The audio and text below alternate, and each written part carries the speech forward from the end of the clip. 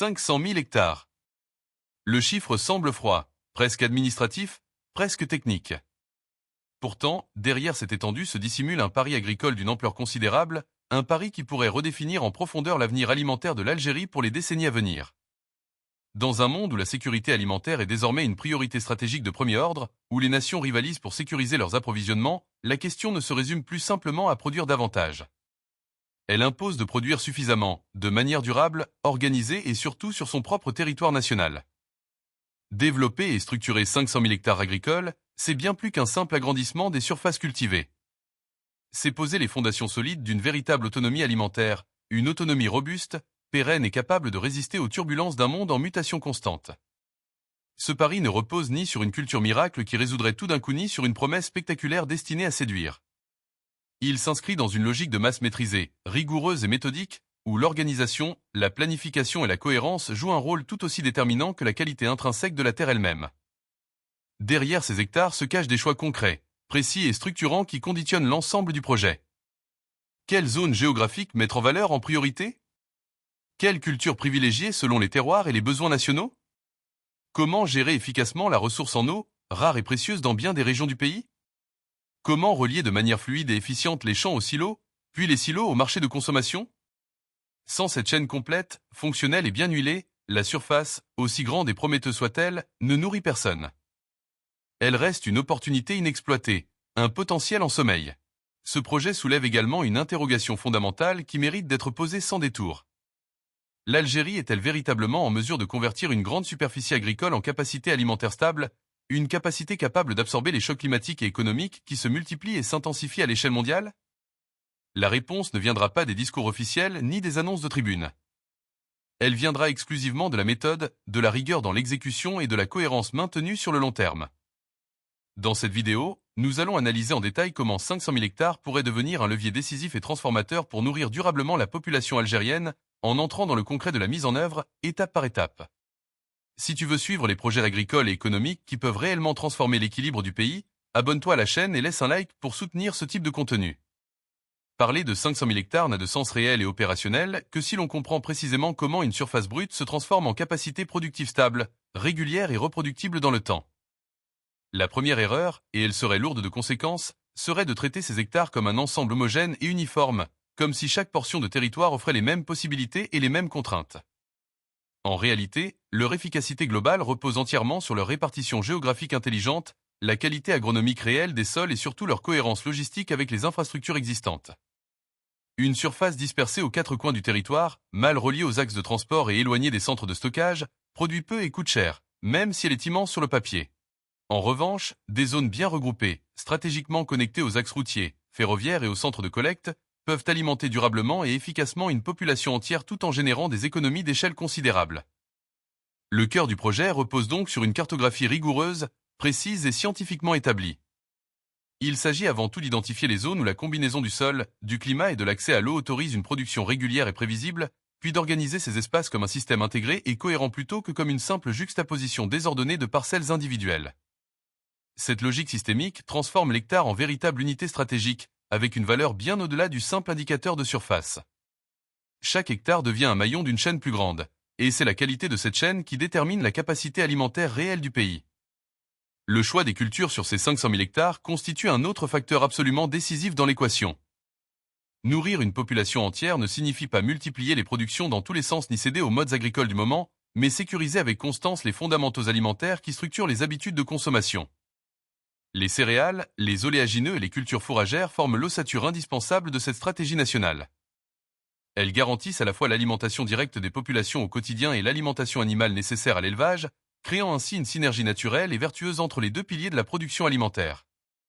L'erreur classique et souvent répétée serait de viser des rendements spectaculaires sur une seule et unique culture vedette, en concentrant tous les efforts et toutes les ressources sur un seul pari. La logique réellement efficace s'appuie plutôt sur la rotation des cultures, leur complémentarité saisonnière et la stabilité de la production dans le temps. Une parcelle qui alterne intelligemment ses cultures d'une saison à l'autre préserve sa fertilité naturelle, limite la propagation des maladies et des parasites, et garantit une production régulière et soutenue sur le long terme. À cette échelle de 500 000 hectares, la constance et la régularité prennent infiniment plus de valeur que le record ponctuel sur une saison favorable. C'est précisément cette régularité dans la production qui permet de planifier les stocks en amont, d'alimenter les silos en continu tout au long de l'année et de sécuriser l'approvisionnement à l'échelle nationale, quelles que soient les fluctuations climatiques d'une année sur l'autre. Lorsque 500 000 hectares entrent véritablement et pleinement en production dans un cadre organisé, l'impact dépasse très largement le seul cadre agricole. À cette échelle, les effets sur l'économie nationale deviennent structurels, profonds et durables, bien au-delà de ce que les chiffres de surface peuvent laisser imaginer. La première et la plus visible des transformations concerne directement les importations alimentaires. Une part considérable et croissante des devises du pays est aujourd'hui mobilisée chaque année pour acheter sur les marchés internationaux des céréales, de l'huile végétale, des produits intermédiaires de transformation et des aliments destinés au bétail. En sécurisant une production massive et régulière de ces mêmes produits sur le territoire national, la pression exercée sur la balance commerciale se réduit de manière progressive, significative et structurelle. Mais l'enjeu réel dépasse la simple réduction des importations, aussi importantes soient-elles. Il s'agit fondamentalement de rendre les flux alimentaires plus prévisibles, mieux maîtrisés et moins soumis aux aléas extérieurs. Une production locale planifiée et organisée permet d'anticiper les besoins avec précision, d'ajuster les volumes produits en fonction de l'évolution de la demande nationale et de réduire considérablement la vulnérabilité du pays face aux marchés internationaux, souvent instables, soumis à des tensions géopolitiques imprévisibles et à des spéculations financières qui échappent totalement au contrôle national. Cette prévisibilité nouvelle offre à l'État comme aux acteurs économiques privés une marge de manœuvre stratégique précieuse et concrète, là où l'importation imposait jusqu'ici une dépendance permanente aux prix mondiaux, aux taux de change et aux contraintes logistiques extérieures sur lesquelles le pays n'avait aucune prise. Sur le plan social, l'exploitation structurée et bien organisée de 500 000 hectares agit comme un puissant stabilisateur territorial, avec des effets qui se font sentir bien au-delà des exploitations agricoles elles-mêmes. L'agriculture à grande échelle, lorsqu'elle est véritablement bien organisée et intégrée dans une logique de filière complète, génère un écosystème dense d'emplois directs et indirects qui transforme profondément les territoires ruraux. Il ne s'agit pas uniquement de travailleurs agricoles saisonniers ou permanents, mais aussi et surtout de techniciens spécialisés, d'ingénieurs agronomes, de logisticiens, de gestionnaires de silos et d'entrepôts, de transporteurs, de mécaniciens agricoles et de l'ensemble des acteurs de la transformation agroalimentaire qui constituent une filière à part entière. Cette dynamique économique revitalise profondément les zones rurales qui en ont le plus besoin et atténue durablement la pression migratoire vers les grandes agglomérations urbaines déjà saturées. En offrant des perspectives économiques durables, concrètes et accessibles aux populations des régions agricoles, le projet transforme la terre en véritable source de stabilité sociale et de cohésion territoriale. Les revenus des ménages deviennent plus réguliers et prévisibles, les cycles agricoles plus lisibles et mieux anticipés, et l'ensemble du tissu économique local gagne progressivement en résilience face aux aléas extérieurs de toute nature. À long terme, cette structuration profonde contribue à réduire les inégalités territoriales persistantes en intégrant des régions entières, parfois marginalisées depuis des décennies, dans une logique productive nationale cohérente, ambitieuse et porteuse d'avenir. L'effet sur la souveraineté alimentaire du pays est peut-être le plus profond et le plus durable de tous. Nourrir une population ne dépend pas uniquement des volumes produits à un moment donné, mais de la capacité réelle et permanente à contrôler les chaînes critiques d'approvisionnement qui conditionnent la vie quotidienne de millions de personnes. Avec 500 000 hectares pleinement intégrés dans un système cohérent et fonctionnel, l'Algérie peut sécuriser les bases essentielles et non négociables de son alimentation nationale. Les céréales qui constituent la base de l'alimentation quotidienne, l'huile végétale, les protéines végétales et le fourrage nécessaire à l'élevage. Cette maîtrise progressive et croissante de la production nationale réduit significativement l'exposition du pays aux crises internationales, qu'elles soient d'ordre climatique, géopolitique ou purement économique et financier. Lorsque les marchés mondiaux se tendent sous l'effet de sécheresse, de conflits armés ou de crises financières, et que les prix des denrées de base s'emballent de manière brutale et soudaine, un pays disposant de stocks substantiels issus de sa propre production nationale conserve une capacité d'arbitrage réelle et précieuse. Il peut lisser les chocs dans le temps, protéger durablement le pouvoir d'achat des consommateurs les plus vulnérables et éviter les pénuries soudaines qui fragilisent la cohésion sociale et déstabilisent les équilibres politiques.